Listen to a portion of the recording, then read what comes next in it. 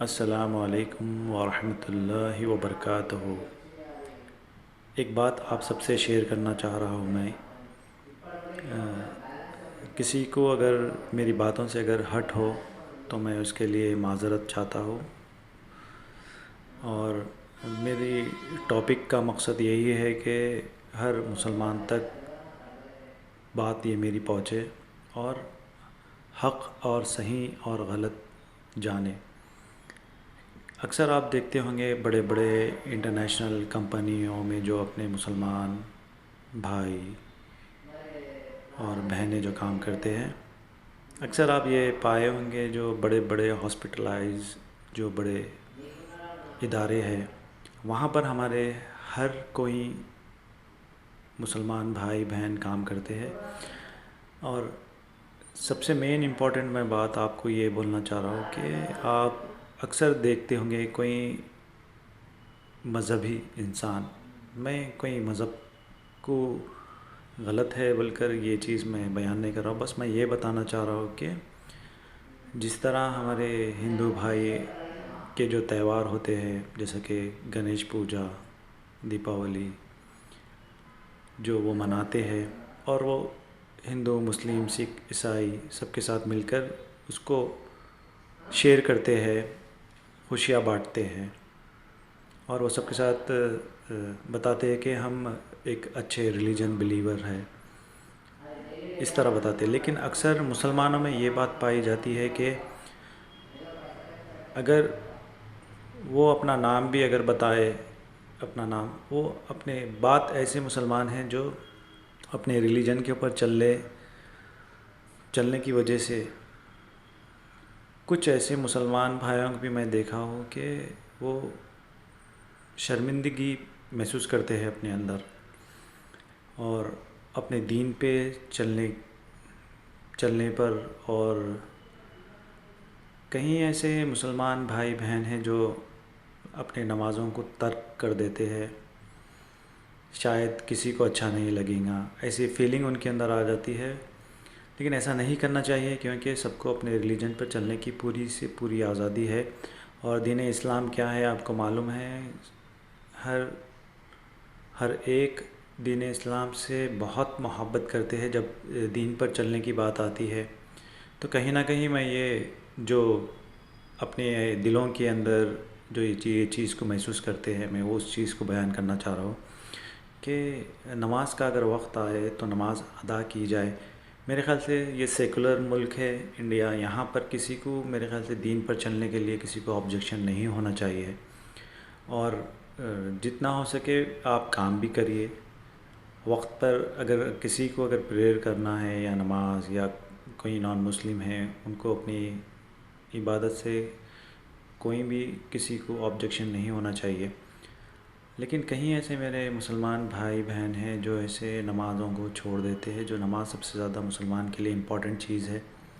تو اپنے ریلیجن پہ چلنے سے مسلمان کو شرمندگی محسوس نہیں ہونا چاہیے، کیونکہ 5 منٹ یا 10 منٹ میں نماز ادا ہو جاتی ہے۔ وہ نماز اور اچھے طریقے سے ادا کریے، کیونکہ نان مسلم تک آپ کا ایک اچھا ہی پیغام پہنچے گا، کیونکہ نبی پاک صلی اللہ علیہ وسلم نے فرمایا کہ نماز فرض ہے۔ تو ہمارے کو سخت سے سخت اس کے اوپر اب ہم کو وعید ملتی ہے کہ نماز اگر چھوڑنے پر ہمارے کو اتنی دن کی سزا ملیں گی، لیکن ہم اتنا آسانی سے نماز کو چھوڑ دیتے ہیں۔ لیکن نماز اتنی امپورٹنٹ چیز ہے، اور دین اسلام پر چلنا ہر مسلمان کے اوپر فرض ہے، کیونکہ دین کو جو سمجھ گیا وہ دنیا اور آخرت کا بادشاہ بن گیا۔ جو دین کو سمجھ گیا وہ دنیا اور آخرت کا بادشاہ بن گیا۔ نگاہیں کچھ بھی ہو، کسی کی بھی ہو، لیکن دین اسلام سے اپنی نظر کو نہیں پھیرنا چاہیے۔ جتنا ہو سکے اس کے اوپر مضبوطی سے عمل کرنا چاہیے۔ کوئی آپ کا ہاتھ پکڑ کے آپ کو دین پہ چلنے سے نہیں روک سکتا، اور نہ ہی ایسے کوئی آپ کو ایسے دین پہ عمل کرنے سے کوئی آپ کو آبجیکشن نہیں ہونی چاہیے کسی کو۔ لیکن مین امپورٹنٹ بات یہاں پر یہ بھی آتی ہے کہ کہیں مسلمان اپنے ریلیجن پہ چلنے سے کیوں ایسا شرماتے ہیں، مجھے پتہ نہیں، لیکن بہت کم لوگ ہیں جو بڑے بڑے آئی ٹی کمپنیز میں جو کام کرتے ہیں، وہ میرے خیال سے 2 یا 3% مسلمان اس میں جو ہے سے اللہ سبحانہ و تعالیٰ کے ساتھ جڑ کر رہتے ہیں، نماز وقت پر ادا کرتے ہیں، اپنی نظروں کی حفاظت کرتے ہیں۔ کہیں